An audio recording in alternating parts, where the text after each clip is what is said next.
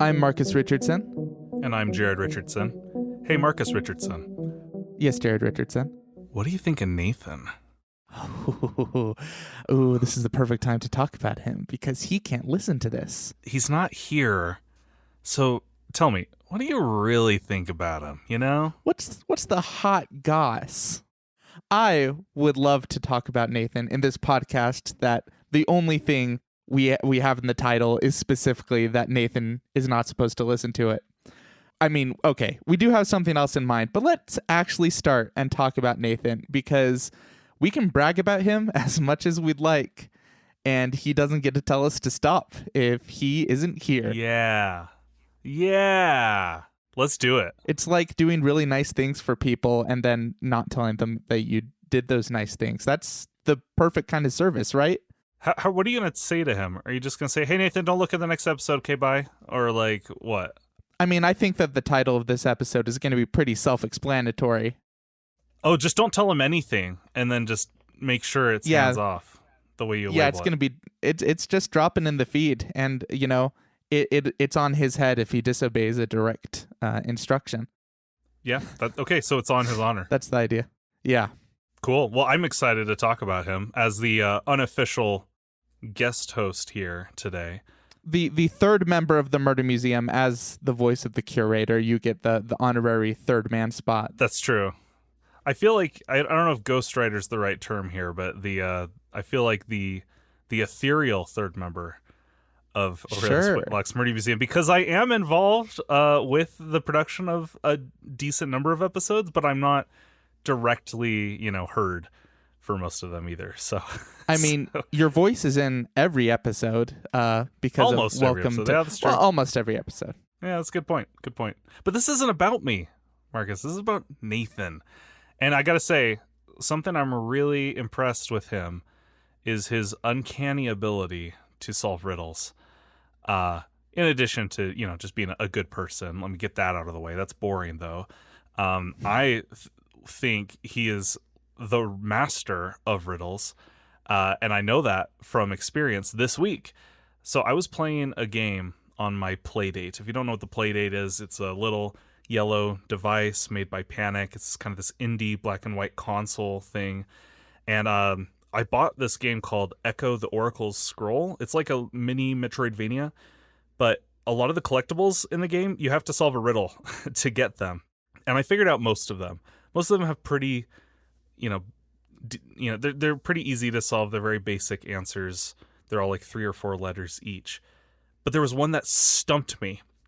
And I was wondering if I could read it out loud without giving the answer and see if any of your listeners can guess it. Does that sound good to you? Yeah, of course. Do it. So I'll read it now. This is the riddle that I got stuck on. This was the final collectible of the game, by the way. I had collected everything. That's high the stakes. Main collectibles. Yeah, it was. And I asked all my coworkers. None of them could figure it out. We talked about it all day while I was working.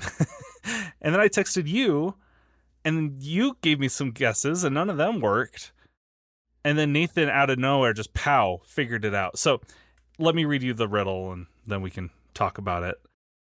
My brothers in combat, we number 3, while libraries stalk my arch enemy. Sharpened blades deliver apathy. Oh, should I read that in the curator's voice? That might have been a missed opportunity. Yes, please. My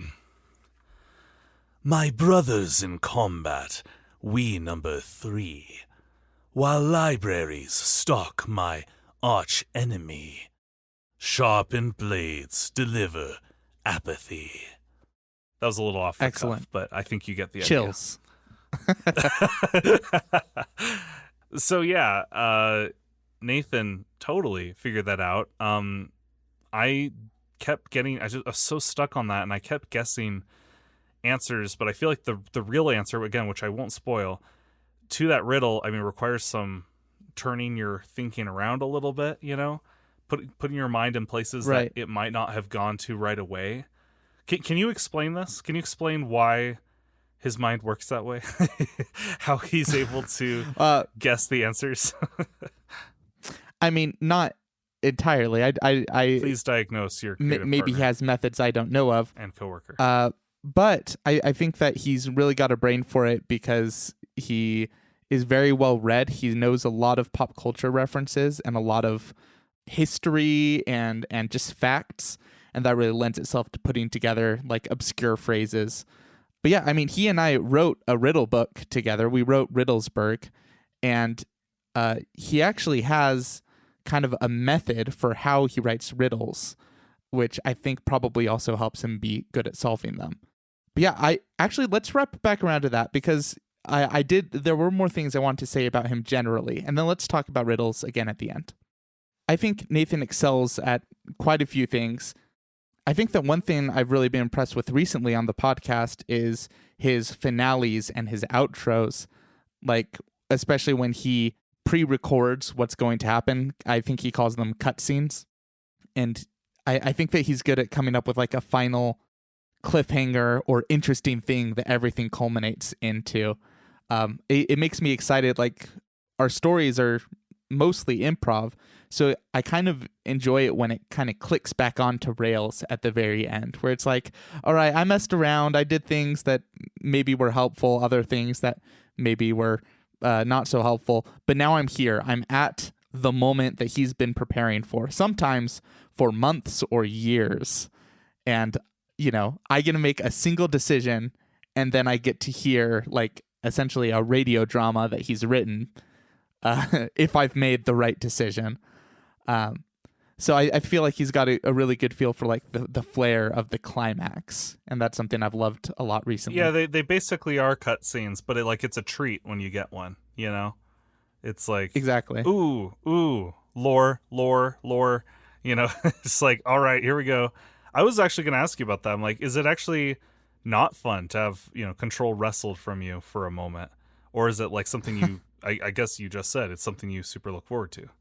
Yeah, I definitely look forward to it. It is interesting to be, a part of a creative project. I mean, this is always true of the podcast.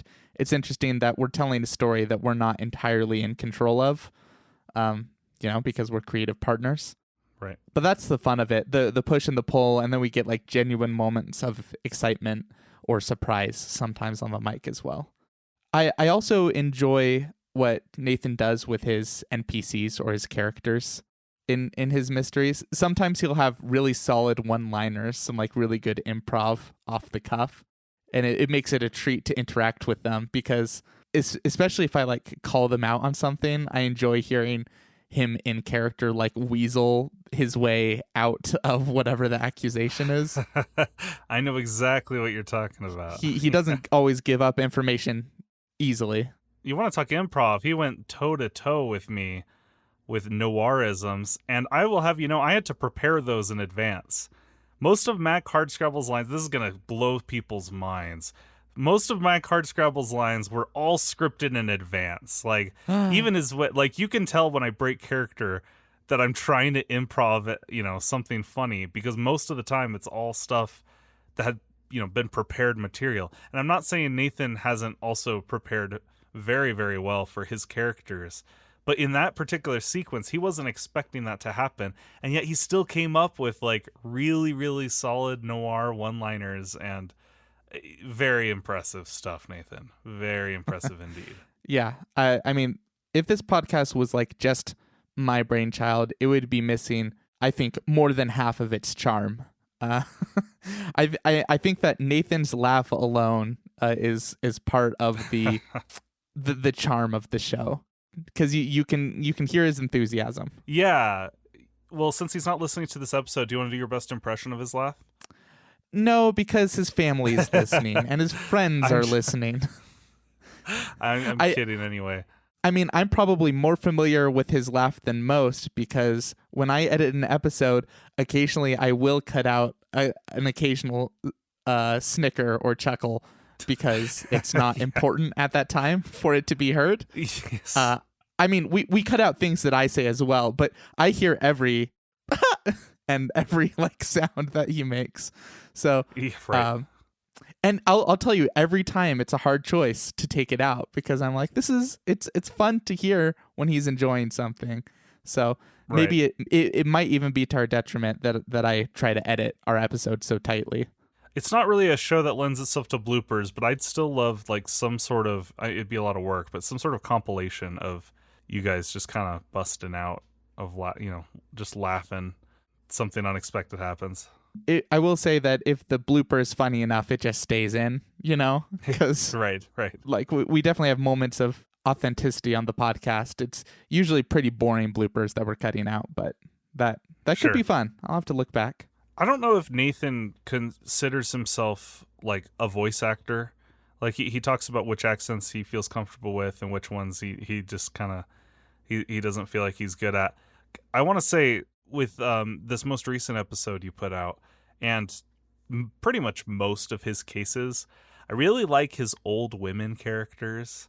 Just the oh hello yes hello. I don't feed my dog coconut water yes yes okay I don't know I can't do it because this is Nathan's specialty, but I get a kick out of those characters. I just think they're really fun to listen to. I'm so happy he did that voice, even though that character was in their 60s, which I think is pretty funny. No, it worked. It worked so well. Yeah. No, I have a delightful time with Nathan. I'm super happy that we're continuing to do this podcast together, and other people get to enjoy him and enjoy kind of our banter and hear us surprise each other, all those things. Well, it's clear that you both share and are enthusiastic about this podcast and also just murder mysteries and puzzles and riddles in general. The fact that you connect over them is the reason that you both get along so well and bring a lot to the table. It's because you're having fun.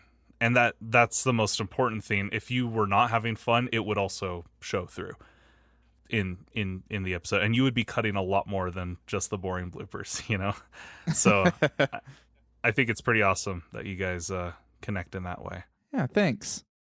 Well, I think that at this point we have made it clear where we stand on Nathan Hicken and how we really feel about him. A shocking expose on the man behind the mic. But wrapping back around to riddles, so here's the Nathan secret. I decided it's a secret. He never told me it's a secret, but it makes it sound more fun if I say that it's a trade secret. When Nathan designs riddles, like the poem riddles that usually lead to a noun as the solution, he uses idioms and metaphors as kind of the lion's share of how he builds a riddle.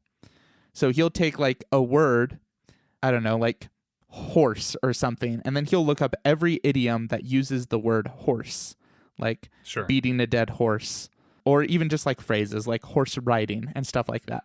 And then those are the building blocks of a poem for the riddle. So in its best form, the words will seem like a hodgepodge of unrelated, odd things. But the best part, I think, of designing a riddle this way is because when you get it, it all clicks. And you're like, oh, because you can look back and you're like, that means this means that means this. So that's the secret. I am curious if maybe it'll be hard, but maybe you and I can try to write a riddle or two to give to Nathan on mic. Oh, that's a tall order, but I'm willing to try for Nathan. For Nathan. While I am talking about it, maybe I can see if I can pull up one of our riddles, just to give. Yeah, that'd be helpful. Here's one. Here's a riddle from Riddlesburg. This is the third riddle. I'll probably end up spoiling it, but I'll give people a second to solve it if they want. An unkindness omen, quilled all in black. Unlike a writing desk, it'll never more call back. Jared, do you have a feeling that you might know what this is? I assume it's a raven. That's correct. Yeah, this is somewhat easier one, but it's fun to break apart and see where all of these phrases came from. I'm pretty sure that first line in unkindness omen is just true, that ravens are a bad omen. Quilled all in black. Quill means feather, black, the color of the raven. Unlike a writing desk. In Alice in Wonderland, the question I believe the Mad Hatter asks is, how is a raven like a writing desk? or what's the difference between a ribbon and a writing desk? I need to go back and check that. And then nevermore is in the final line from the famous Edgar Allan Poe poem. Right. So there you have like 4 completely separate from each other, but all connected to the actual solution. Yeah, and I like that there's literature references in there. So you can feel smart if you're well read on those classics.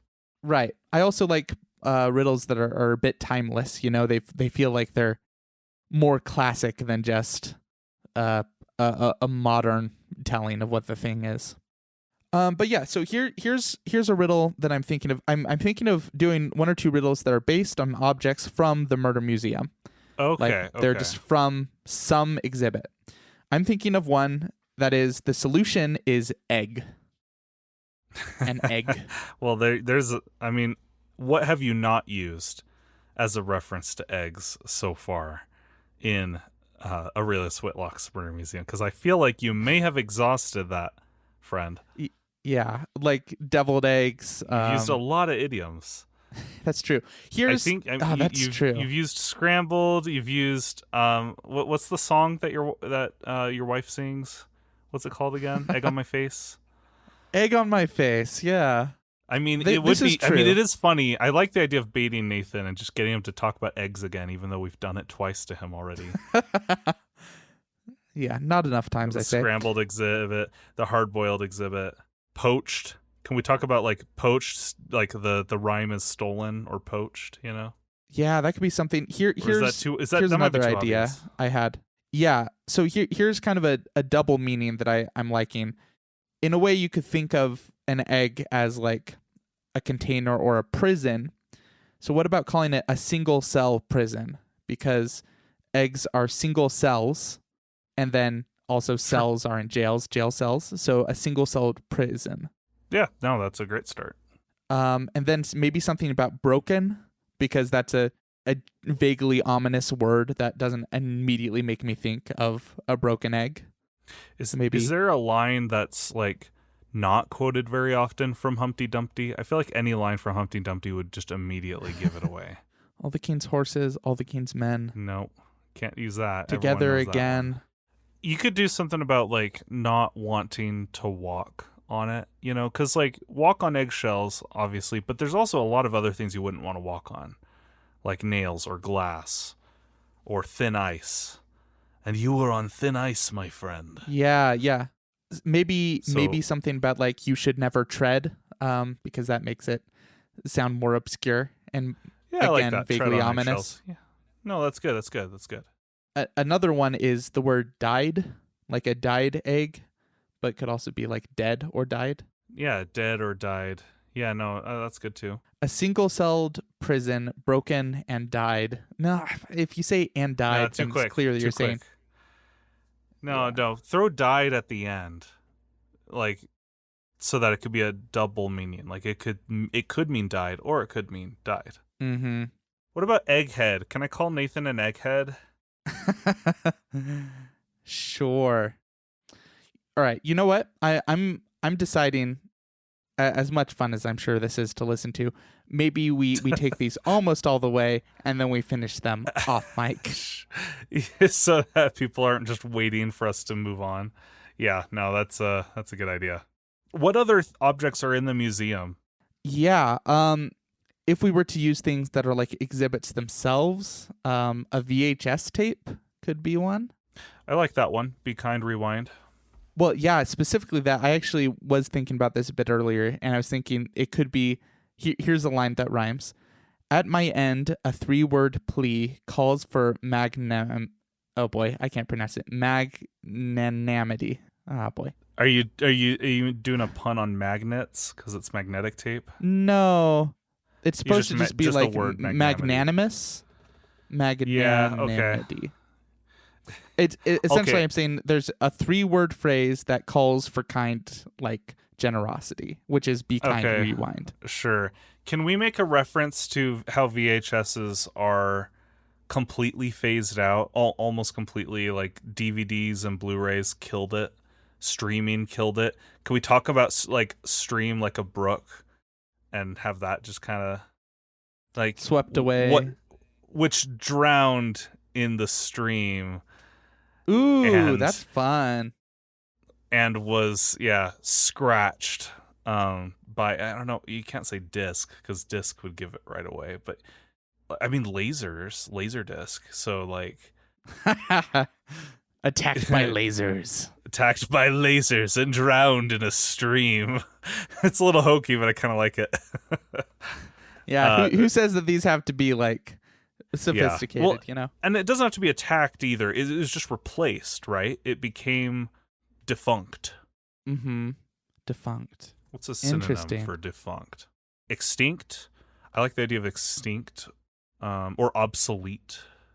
That might be a little too on the nose. Yeah, extinct I like because it means was around and is no longer around, but it has some legs to it. Yeah, it's from a bygone era. Oh, that's another good phrase. There could be something about magnets in there as well if we wanted to. I think magnanimous is already close enough to magnets that it could still like subconsciously help prime him. I don't know if this is how riddles work. You would throw words mean, why not? Might be related. It's not a science, it's a riddle. Or what if we said magnetic magnanimity? Or would that just be... That might send him on the wrong trail, though. That's a tongue twister. Well, I'm the one who has to read these, right? Yeah. So you don't have to worry about magnanimity. People don't know I practice the curator lines in the car when I'm to and from work, just cackling to myself. Do you actually? Well, maybe not so much cackling, but yes, I do practice these lines. The curator hasn't had to laugh too much, I don't think. I don't think I've ever had you laugh. Hey, do you want to canonize that? All right. Well, first of all, let me say, let's wrap up this riddle thing just by saying we'll finish these off. We'll share them with Nathan. Maybe, who knows? Maybe even listeners will help us finish them. That would be awfully kind. I like that idea. Hey, if you have one that you want Nathan to know, but you don't, send it to Marcus on the Discord.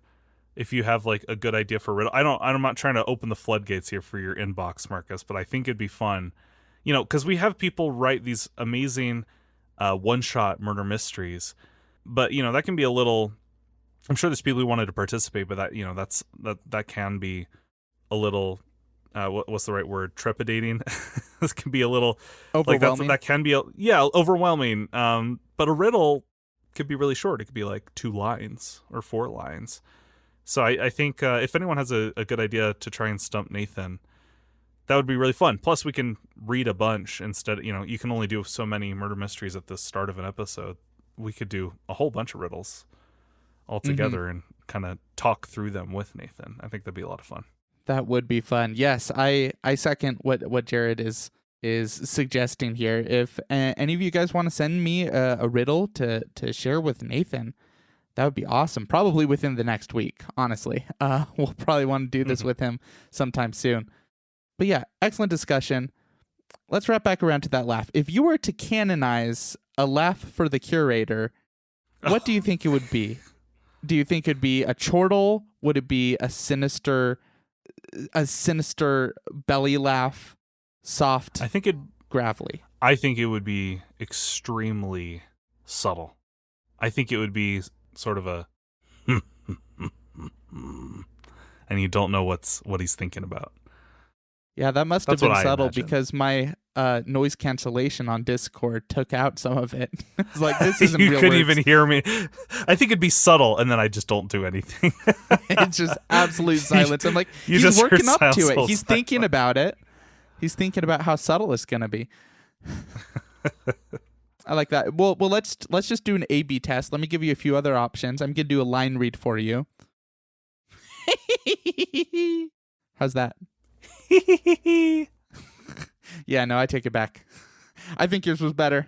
No, yeah. I mean, here's a question I want to know, because I know a couple things about the curator, but I think there's things the fans know about the curator that I don't know.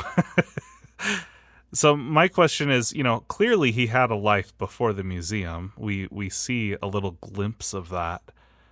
I want to know, does he have any friends? Like, I don't think he'd ever have a reason to laugh unless, does he ever, like, hang out with Watson and work on a jigsaw with him and play Battleship. Like, this is the lore I want to know, and this is my opportunity to ask. Grassman was his friend once, but I've said too much. Oh. Oh man, I am so excited to hear more. It's isn't it fun to just breadcrumb? You can say this the littlest little bit, and it's enough to sound like you know what you're doing. No, there are secrets to uncover. One of these days, you're just gonna drop Aurelius's middle name, and people are gonna go wild. I don't think anyone is that crazy about the full name of what is already a pretty loquacious name as it stands. Yeah, but what if it's not loquacious? What if it's Bob? I think that would be wouldn't that be insane? Another thing to think about. Let's circle back on this. Okay. Jared, thanks for chatting with me. Brother to brother, I enjoy your company. Of course. And if you want to talk about Nathan, I mean, if you want to do this weekly, you want to chat about Nathan again, like we could make this the podcast where we just talk about Nathan like every other episode. Yeah, maybe a spin-off podcast, you know? I like that idea. That'd be fun. Yeah, no, thanks for having me on. Always happy to help out, whether it's behind the scenes or on mic. So, yeah, looking forward to finishing these riddles and putting Nathan to the test. It'll be a lot of fun. Me too. All right, well, signing off. Thanks so much. Catch you later.